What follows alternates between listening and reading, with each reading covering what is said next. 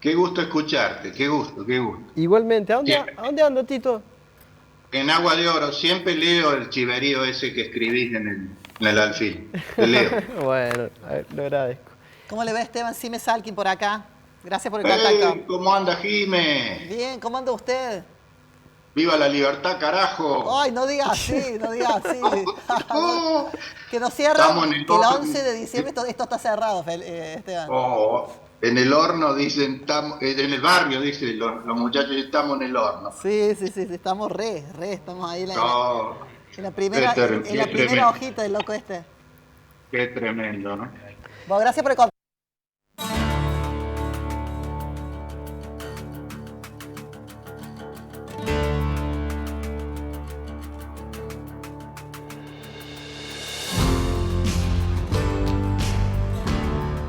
Y seguimos en Alfil TV, estamos en vivo en la pantalla de Canal 10. Hacemos este programa excepcionalmente un jueves, vamos a volver los viernes. Sucede que mañana ya es veda electoral y no podemos analizar ni hablar de política. En estos momentos se están desarrollando distintos actos de cierre de campaña. Uno de ellos corresponde a Schiaretti, está haciendo lo propio Sergio Massa, está haciendo lo propio Patricia Bullrich, la izquierda, y en la jornada de ayer Javier Milei. Así es.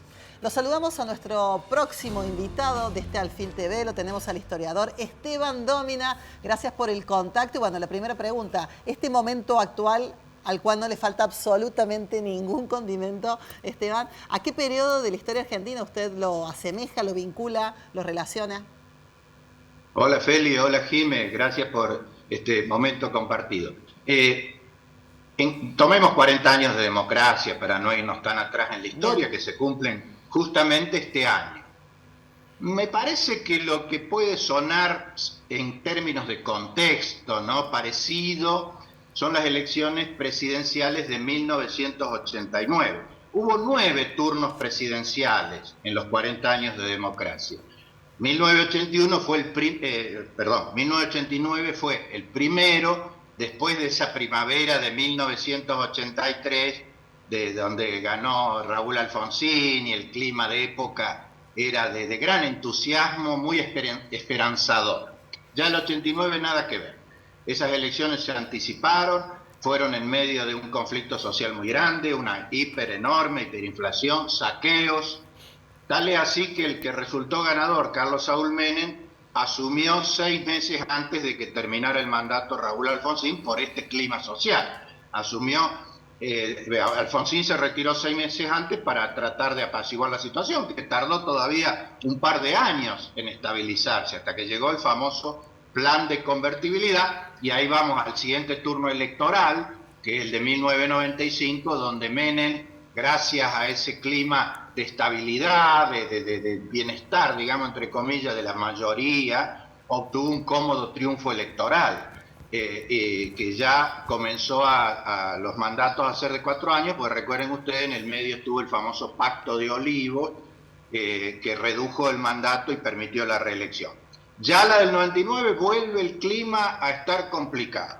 Recuerden, Jime, Feli, que el 99 es la elección que gana la alianza entre la UCR y el FREPASO, que llevó de candidato a un cordobés, a Fernando de la Rúa, que se impone a Eduardo Duhalde, pero ya la convertibilidad había agotado su momento, y bueno, la prueba está que al cabo de 2 años se produce los episodios del 2001, de diciembre del 2001, que obligan a De la Rúa a retirarse del gobierno.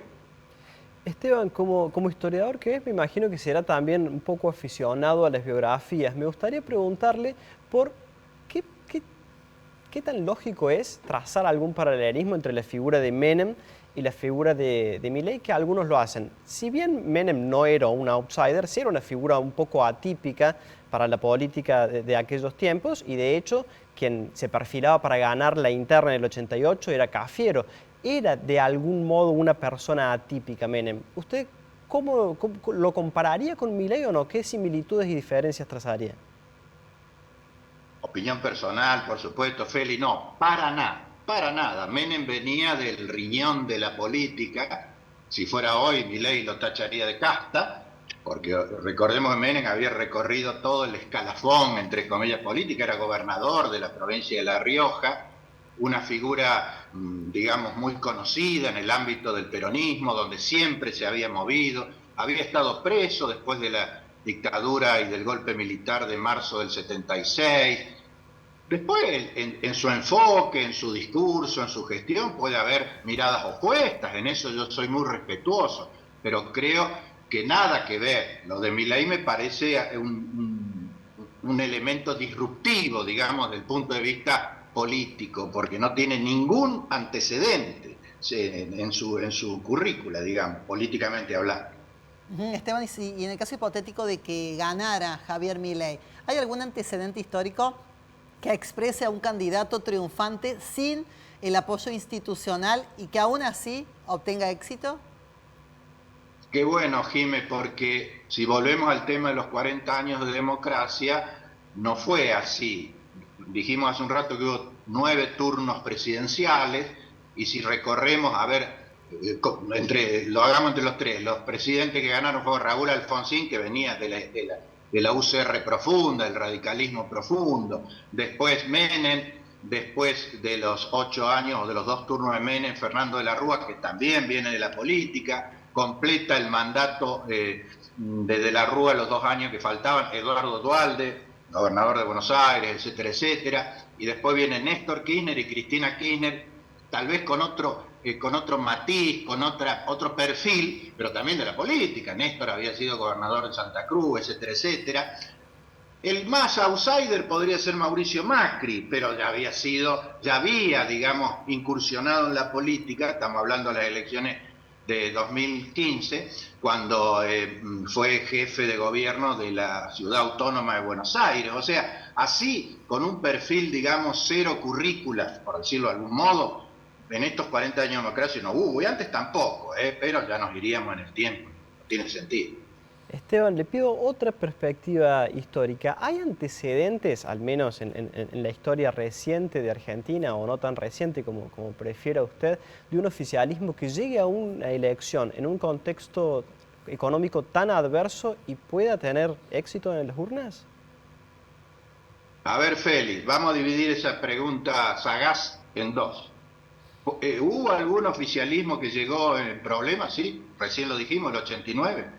Raúl Alfonsín, que fue una figura icónica en la recuperación de la República, del Estado de Derecho, llega en el 89 con la economía muy mal, con hiperinflación, y el candidato es un cordobés que todos conocemos, Eduardo Angeló, el Pocho.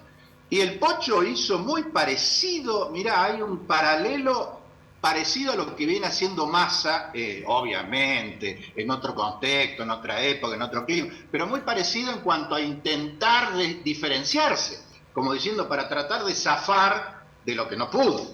De todos modos hizo una elección decorosa, sacó el 38% el Pocho. Esa es la primera parte, me parece lo más parecido. Ahora bien, Macri tampoco llega en el 2019 en buenas condiciones. Recuerden ustedes que logra finalmente un decoroso 41%, remontando la mala elección de las PASO, pero también sufrió, digamos, el voto castigo, entre comillas, por la situación económica y social. Pero la segunda parte de tu pregunta, Félix, solo se pueden hacer conjeturas.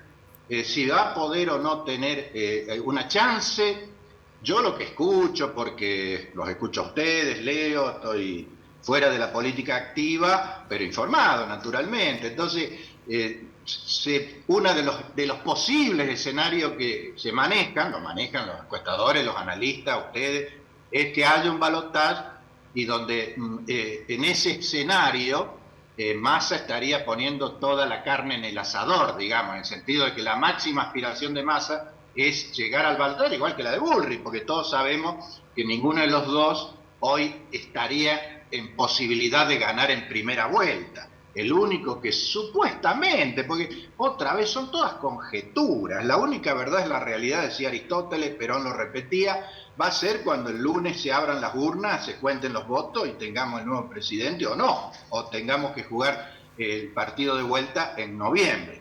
Pero bueno, las chances están repartidas.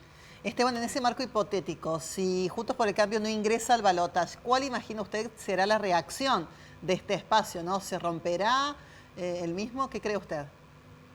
Y bueno, también son conjeturas, ¿no, Jiménez? Son conjeturas porque se nota, insisto, yo estoy hablando objetivamente de lo que uno ve y seguramente ustedes lo van a compartir, que hay un gran esfuerzo y del oficialismo también, del Unidos por la Patria también, en el sentido de mostrarse lo más unidos posible, sin mayores grietas internas, les guste más o menos porque hay esa situación. Ustedes son periodistas muy sagaces, saben que en ambos espacios no son candidatos que reúnen el 100% de consenso interno. Entonces, es probable lo que ustedes plantean de que según le pase o le toque a uno u otro quedar afuera, y va a tener un impacto interno, ya sea en Juntos por el Cambio o también en el oficialismo, en el hipotético caso que no entre al balotaje, ¿no es cierto? Esteban, El famoso, a ver, en el lenguaje de usted, el famoso pase de factura, eso va a ser inevitable. Esteban, le hago la última pregunta, y esta ya se la hago en su calidad de ex político y de peronista. ¿Qué nivel de protagonismo puede tener el PJ cordobés, Yarlora como su figura en ascenso, en esa posible reconfiguración del PJ nacional si cae derrotado Massa? Bueno, no es ninguna primicia porque ya el propio Yarlora dio señales muy concretas de que él tiene expectativa de tener un alto protagonismo en lo que viene, porque además, Feli, Jimé, hay una cuestión generacional que a mí me parece muy bueno, que haya un recambio generacional, por más que la experiencia siempre es muy importante. También me parece muy bien y muy digna la participación de Juan Schiaretti, porque le aporta su mérito y su experiencia de tantos años.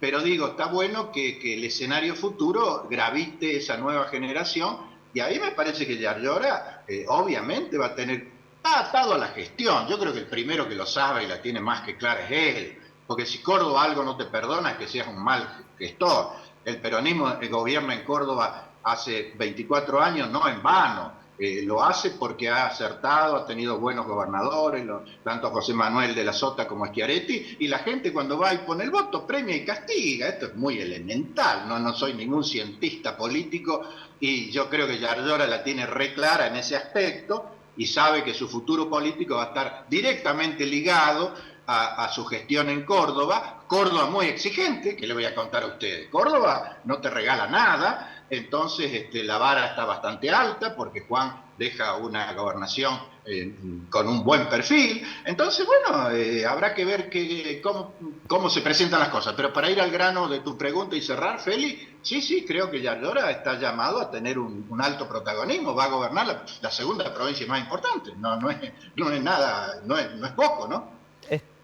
Esteban, le agradecemos muchísimo su participación en el programa, muy amable. Ha sido un lujo, como siempre, al contrario, gracias a usted. Ahí está Esteban Dómina, historiador, haciendo una reflexión con respecto a este momento y también planteando distintos paralelismos y la proyección con respecto al gobernador electo Martín Yarlora. Es momento del análisis político y económico por parte de nuestra compañera. Así es, vamos a escuchar la columna de Gabriela Orilia.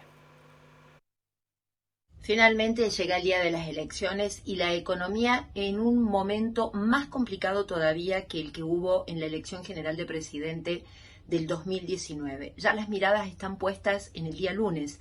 De hecho, existió un round entre Carlos Melconian, potencial ministro de Economía de Patricia Bullrich, si es que logra llegar a la presidencia, y el gobierno, cuando Melconian le puso número al dólar del día lunes.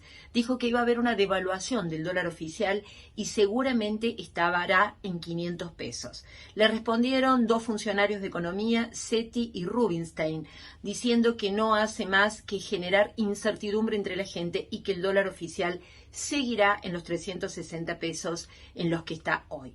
Lo cierto es que para que ese dólar oficial se mantenga ahí y el país pueda seguir exportando, todo va sobre el CCL, el contado con liqui.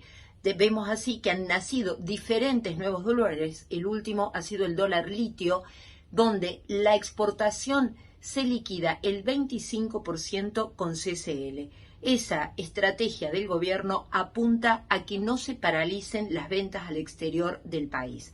Hay un dato más a tener en cuenta. El gobierno anunció el nuevo tramo del swap, 6.500 millones de dólares que vienen de China. Esto va a impactar también en la balanza comercial porque acelera las importaciones. Ya hay pymes que han pedido autorizaciones de importaciones a partir de este nuevo acuerdo. El gobierno ha prometido que apenas pasen las elecciones pagará los casi 2.600 millones de dólares al Fondo Monetario Internacional. Los intereses pretende pagarlos con yuanes, con parte de este dinero que viene de China. También es cierto que, aunque es oxígeno para las reservas, este préstamo con China también es más endeudamiento. Ya sabemos que el argumento del oficialismo es que se endeuda en pesos. El lunes empieza otro tramo de la Argentina, que tendrá que ver también, por supuesto, con el resultado del domingo. Si gana un candidato en primera vuelta, si el ministro y candidato del oficialismo, Sergio Massa, pasa al balotaje, todo eso está siendo analizado por los inversores, por todos los actores económicos, en una economía muy frenada por la incertidumbre. Escuchábamos la columna económica de Gabriela Orilia y ahora nos vamos al cierre de Hacemos por Nuestro País a escuchar la palabra del gobernador Juan Schiaretti. Así es, nos vamos en vivo hacia el espacio Quality, la militancia, el PJ, en esta arenga final. Ya habló Yarlora, hizo lo propio Florencio Randazzo. La palabra del candidato Juan Schiaretti. El interior de la patria. Y también la nafta es más barata en el AMBA que en el interior. El GNC cuesta entre 30 y 40% menos. Y eso es responsabilidad del Estado Nacional.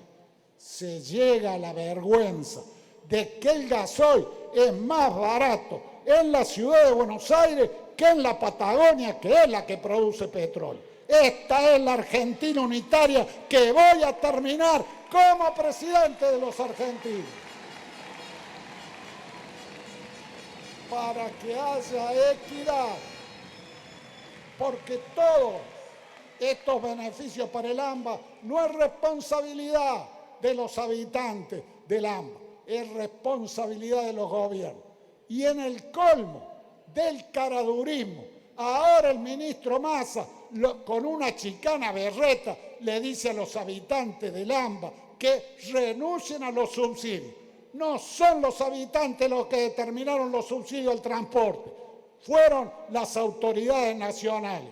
Y lo que el interior reclama es de que haya equidad en los subsidios y no que se perjudique a los habitantes del AMBA. Eso queremos simplemente. Bueno, estaba entonces la palabra del candidato Juan Schiaretti, 3 veces gobernador de la provincia de Córdoba, ahora en esta instancia guardando la elección del 22 de octubre, que lo tiene como candidato y promoviendo el voto que vale y cuestionando otra vez esta distribución poco equitativa de los subsidios con respecto a la región del AMBA y con respecto al interior del país. Así es, repasado sus ejes de campaña el gobernador Juan Schiaretti. Nosotros ahora nos vamos a un corte, pero en el próximo bloque vamos a estar conversando con el analista político y encuestador Gustavo Córdoba. Ya venimos.